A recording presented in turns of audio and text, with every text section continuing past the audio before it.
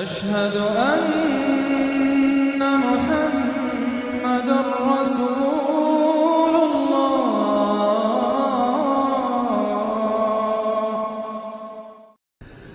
اعوذ باللہ من الشیطان الرجیم. بسم اللہ الرحمن الرحیم.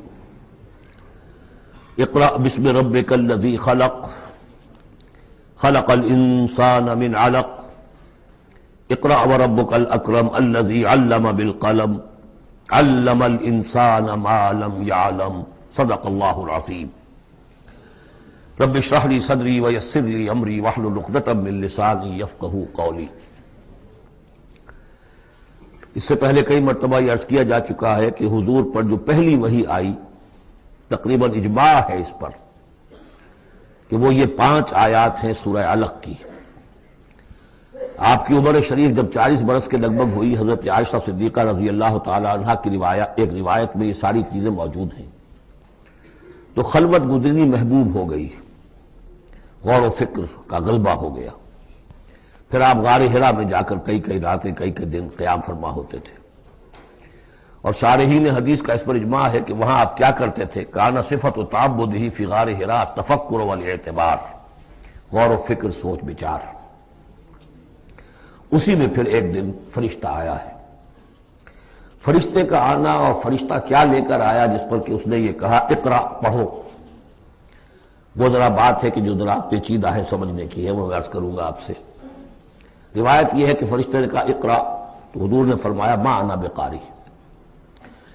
فرشتے نے اپنے ساتھ بھینچا لگا کر سینے کے ساتھ، پھر چھوڑ دیا، کہا کہو اقرا. حضور نے پھر کہا میں ما انا بقاری. تیسری مرتبہ پھر کیا. 3 مرتبہ کرنے کے بعد پھر یہ اقرا بسم ربک الذی خلق. تو اس میں میرے نزدیک وہ روایت صحیح ہے کہ یہ جو پہلی وحی آئی ہے یہ ما بین النوم والیقظہ، جبکہ آپ نیم بیداری اور نیم خوابیدگی کی کیفیت میں تھے، اور فرشتہ اس وقت ایک تختی پر لکھی ہوئی یہ آیات لے کر آیا تھا. ورنہ ظاہر بات ہے کہ آدمی پڑھا ہوا نہ ہو تبھی اسی کی اپنی زبان میں کہا جا رہا ہو کہ یوں کہو، تو وہ تو کہنا مشکل نہیں تھا. 40 برس کی عمر تھی آپ کی، کوئی آپ بچے تو نہیں تھے. کوئی شے تھی کہ جس کو پڑھنا تھا. وہ جو پڑھنا ہے تو وہ اصل میں یہ اس عالم میں کہ جس کو آپ کہیں گے ما بین النوم والیقظہ، بیداری اور خواب کے بین کی کوئی کیفیت تھی جس میں کہ فرشتہ آیا ہے اور اپنی اصل ملکی شکل میں آیا ہے. اس لیے کہ پھر اس نے جب وہ بھی کوئی چیز لکھی ہوئی لایا ہے، روایتوں میں آتا ہے سونے کی تختی تھی جس پر یہ آیات لکھی ہوئی تھی، تو اس پر آپ نے کہا ما انا بقاری، میں تو پڑھا ہوا نہیں ہوں. اب بات اس کے ساتھ مطابقت رکھتی ہوئی ہے. لیکن پھر جو سینے کے ساتھ بھینچا ہے 3 مرتبہ، تو اس سے گویا کہ آپ کے اندر وہ استعداد پیدا ہو گئی. پھر آپ نے اس کو پڑھا. اور یہ میں یاد دلاتا ہوں کہ میں نے جب کہا تھا کہ جب دوسری وحی فترت کے بعد آئی ہے سورہ مدثر کی، تو حضور نے جب دیکھا تھا کہ اب یہ افق اعلیٰ پر یا افق مبین پر حضرت جبرائیل نظر آئے، کیسے پہچان لیا؟ وہی فرشتہ جو غار حرا میں آیا تھا. تو وہاں بھی وہ اپنی اصل ملکی شکل میں تھے، لیکن وہاں جو رویت حضور کو حاصل ہوئی تھی وہ پوری بیداری کی حالت کی نہیں تھی. ما بین النوم والیقظہ، یعنی کچھ نیم خوابی اور نیم بیداری کی کیفیت تھی. لیکن دیکھ لیا تھا حضرت جبرائیل کو ان کی اصل ملکی شکل میں اس وقت. لہذا پھر جب وہ پہاڑ سے اترتے ہوئے یا محمد کی صدا آئی، اور پھر آپ نے 2 مرتبہ تو ادھر ادھر دیکھا، کوئی نظر نہیں آیا، تو آپ کو کچھ خوف سا بھی طاری ہوا. پھر اچانک نگاہ اٹھی تو دیکھا کہ وہی فرشتہ کہ وہی کے جو غار حرا میں آیا تھا. اس طرح ہے کہ آسمان زمین کے مابین افق پر، اور اس طرح سے کہ پورا افق بھر گیا. تو یہ ہے اس کا پس منظر. اقرا بسم ربک الذی خلق، پڑھو اپنے اس رب کے نام سے جس نے پیدا کیا. خلق الانسان من علق، انسان کو پیدا کیا اس نے اس جونک کی طرح کی چیز سے کہ جو رحم مادر میں چمٹ گئی تھی. اقرا وربک الاکرم، پڑھو اور تمہارا رب بہت کریم ہے، بہت کریم ہے، بہت مہربان ہے. الذی علم بالقلم، جس نے کہ تعلیم دی ہے قلم کے ساتھ. عام انسانی تعلیم قلم کے ذریعے سے ہے، حضور کے لیے قلم کے درجے میں فرشتہ ہے. فرشتے کے ذریعے سے حضور کو سکھایا گیا ہے. علم الانسان ما لم یعلم، اور انسان کو سکھایا ہے جو کچھ کہ وہ نہیں جانتا تھا. اس وحی سے جیسا کہ میں نے بارہا عرض کیا ہے، اب 25واں 26واں دن ہے آج، کہ اس سے آپ کی نبوت کا ظہور ہو گیا. نبی تو پیدائشی طور پر نبی ہوتا ہے، لیکن اس کا ظہور ہوا ہے اس وحی کے ساتھ۔ البتہ اس میں کوئی تبلیغ کا حکم نہیں ہے، وہ تو پھر جب وہ وحی آئی ہے، جب کوئی فرشتے کو دیکھا ہے افق اعلیٰ پر، افق مبین پر، اس کے بعد جب گھر گئے ہیں اور پھر آپ کمبل اوڑھ کر لیٹ گئے ہیں، دہشت کی کیفیت طاری تھی، پھر وہ سورہ مدثر کی آیات نازل ہوئیں، یا ایھا المدثر قم فانذر وربک فکبر۔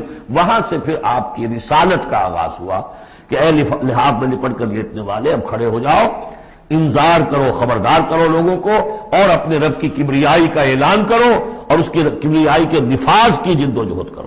یہ ہم پڑھ چکے ہیں کل سورہ مدثر میں۔ اس کے بعد میں نے عرض کیا تھا سورہ مدثر ہی میں 7 آیتوں میں حضور سے خطاب کے بعد پھر 3 آیتیں تھیں۔ فَإِذَا نُقِرَ فِي النَّاقُورِ فَذَلِكَ يَوْمَئِذٍ يَوْمٌ عَسِيرٌ عَلَى الْكَافِرِينَ غَيْرُ يَسِيرٌ۔ یہاں پھر دیکھیے، یہاں اب 3 آیتیں آ رہی ہیں، یہ آخرت کا فلسفہ بیان کر رہی ہیں۔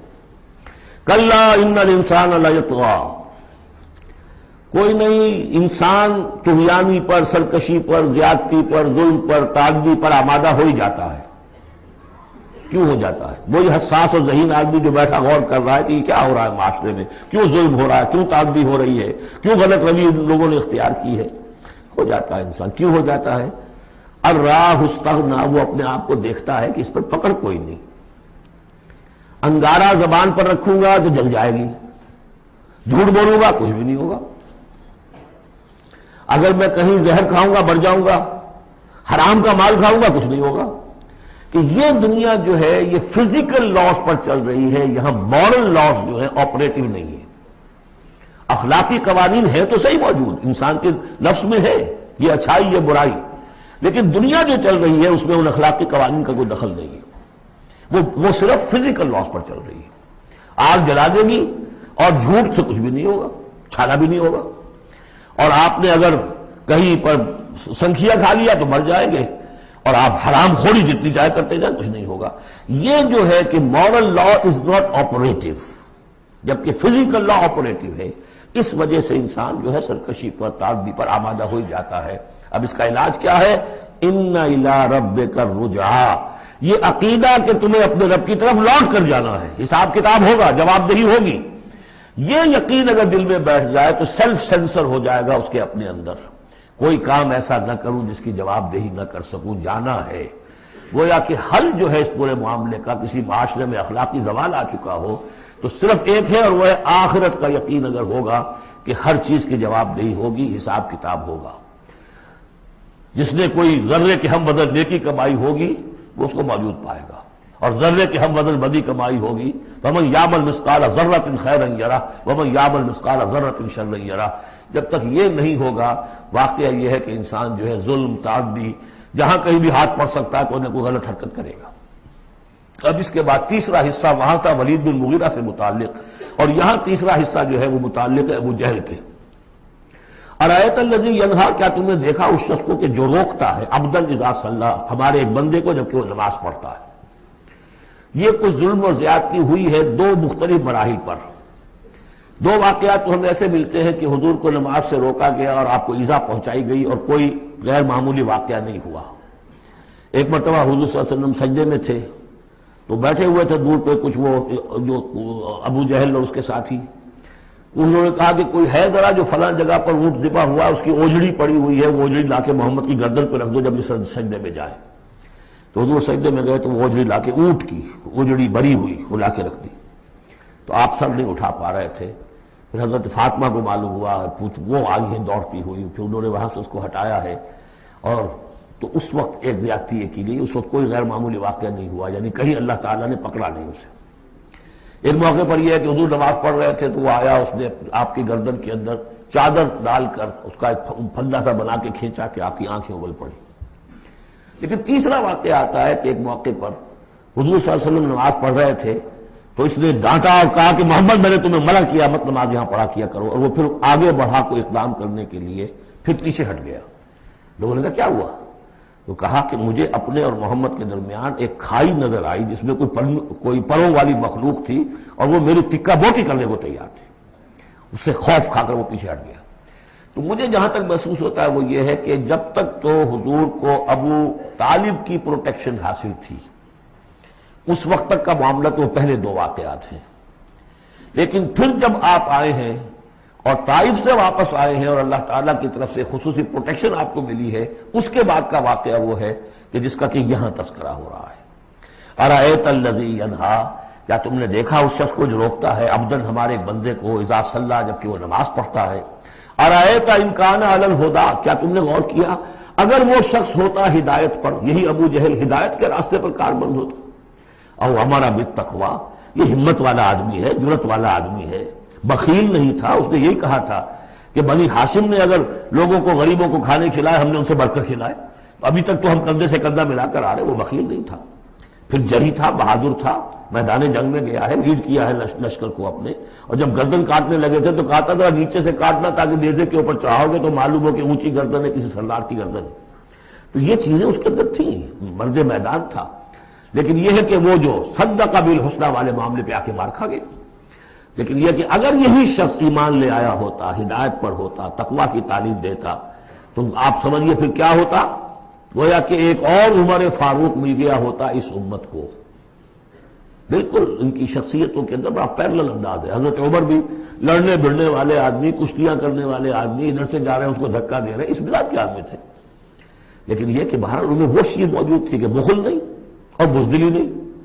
ان دو چیزوں کے بعد جو ہے پھر یہ کہ تصدیق بالحسنی کے لیے اللہ تعالیٰ نے ایک راستہ کھول دیا ان کے لیے، تو ان کے وہ عمر فاروق بن گئے۔ اس لیے کہ دعا کی تھی محمد رسول اللہ نے۔